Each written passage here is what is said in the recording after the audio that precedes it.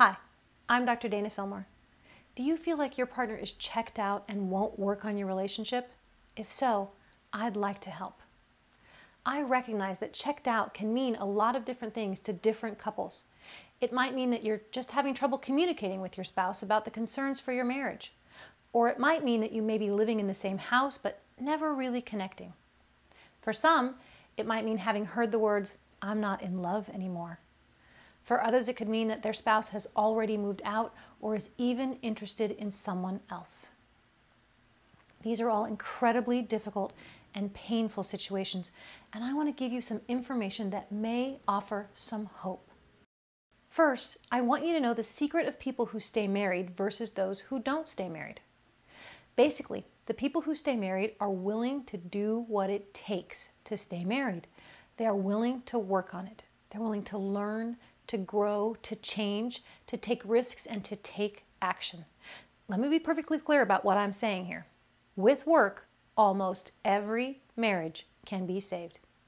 You may ask, why do I think that all marriages can be saved? Well, I've seen it happen hundreds of times with the couples who learn and apply what I teach. I've seen couples who were constantly fighting, who were on the brink of separation, even couples who were already divorced, work on their marriage and be happily married again. The problem, however, is that not everyone wants to save the marriage they currently have, meaning not everyone wants to keep the relationship the way that it is now. In fact, it's probably the reason why one of you is checked out. The reality here for both of you is you are not and have not been meeting each other's needs.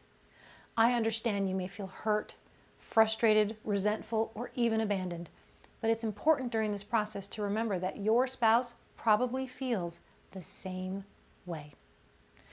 So, when considering how to invite them to check back in and work on your marriage with you, avoid using words that may make them feel attacked, blamed, guilty, powerless, or feel like failures. Understand that increasing any of these feelings by accusing and blaming them will only push your partner further away. This will make them far less likely to check back in and work on the relationship. Instead, try focusing on the future, not the failures and hurt feelings of the past. Try to keep the focus on the two of you making your marriage better for both of you, making it the marriage you both actually want.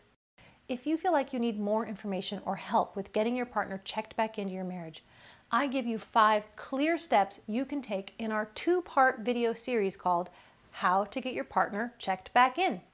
In this video series, I talk about the typical love cycle of a marriage, and I tell you how to get your spouse to watch the second video. By the end of the first video, you'll have hope and some clear steps to get your spouse checked back in.